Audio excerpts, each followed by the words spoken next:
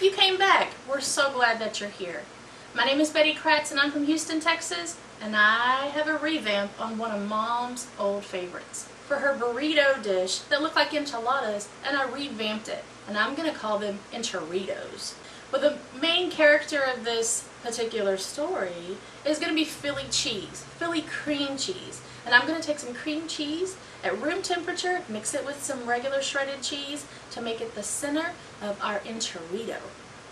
Stick with me. I want you to see all the ingredients and then we're going to get cooking. Let me share with you what I'm going to put into our encha-ritos. I have a pound of hamburger meat that I will brown along with 3 tablespoons of olive oil and some onion and green pepper and red pepper. Once that's brown, we're going to add a regular pack of taco seasoning that you get from the grocery. And before you put all of this into your meat, take a half of a tablespoon out and reserve it for your Philly cream cheese. That'll be part of the filling in a little bit. I also have some crushed tomatoes and some flour tortillas. Our ground beef has browned, onions have sauteed, and the peppers have softened. I'm now going to add my taco seasoning to the pan. I'm not going to drain any of the oils or the fats from this beef. It's very lean and it's a nice quality of meat. Once the taco seasoning gets blended in with the meat and everything is warmed through, I will add 3 cups of crushed tomatoes, making it almost a chili-like consistency. Not too thick, not too thin. My taco seasoning has gone all the way through the hamburger, and I've added my 3 cups of crushed tomatoes. I'm going to let this simmer on a nice low heat for about 5 to 10 minutes. Just getting everything warmed all the way through. Our meat mixture is simmering on the stove, and I have 1 package of Philadelphia cream cheese softened, and I also have a cup of regular shredded cheese. I like a blend of different cheeses. A Mexican blend would be nice for this. And I also have that half a tablespoon of taco seasoning that I'll add to the cream cheese. I'm also going to add 1 cup of shredded cheese to the softened cream cheese. Now this recipe calls for 2 cups of shredded cheese. One will be for this cream cheese filling, and the other will be reserved for the top of the dish. I've added the shredded cheese to my cream cheese, and now I'm going to mix everything together so it'll be a nice paste.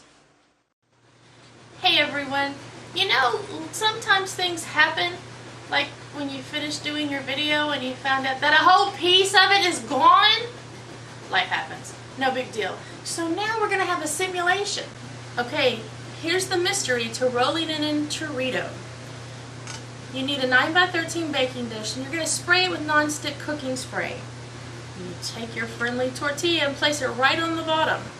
You're going to put your cheese paste with the cream cheese and shredded cheese in this center, just like this. Remember, this is a simulation. I'm going to place the tomatoes, which is supposed to be meat filling, in the center just like this. I want you to notice that I'm using a slotted spoon. This is so that you can keep the liquid from the meat filling so you can save it for the end of the dish. Take your tortilla at the bottom, which for me is the closest to me, and I'm going to fold it over to meet the top so it looks like a half a moon or a regular taco. Take 1 thumb and hold the bottom part and gently slide the top part back to about the middle of your half circle.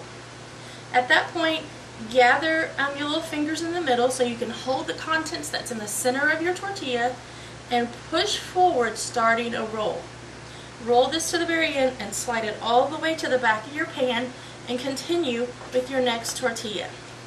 One more time, just for fun, we're going to put cheese in the center, your filling goes in the center, your meat filling with the slotted spoon draining off the liquid right on top of that. Make your taco looking shape, your taco shape. Hold the bottom part of your tortilla, slide it back, gather all the contents in the center, roll forward, and tuck in the side. Thanks for bearing with me in this simulation. I managed to get 18 tortillas wait, I got 18 enchiritos out of that package of 20 tortillas. I've got them stuffed with the cream cheese and the shredded cheese filling along with the meat filling, and I have a little bit of the liquid left. Remember, we used a slotted spoon in order to keep the liquid reserved. I'm going to put this over the top of my enchiritos and smooth this all about. Placing this all across the top so that that'll keep everything nice and moist. And we try to make sure everything gets coated so that nothing is left with the chance to dry out. A little corner here and there, it's okay, but I like to have everything coated if possible. Now that reserved cup of cheese we have left, we're going to put this across the top. I'm going to place this for in a preheated oven at 350 for about 20 minutes. Everything is going to come together. The meat and the cheeses are going to melt nicely. This cheese on the top will heat through and bubble up on the top, and then we're going to have a wonderful dinner. Shh, the boys are coming up the drive. The enchiritos are done, but I want first taste. I've got them out of the oven. I'm going to plate them up and see how we did. Don't make any noise, because they're hungry. They're hungry boys, always. And their favorite thing is Philly cream cheese. The older they get, the more they find things that we like, and then they like them too. I think you'll enjoy this recipe. I hope you enjoy it. Whatever you do, don't forget the Philly.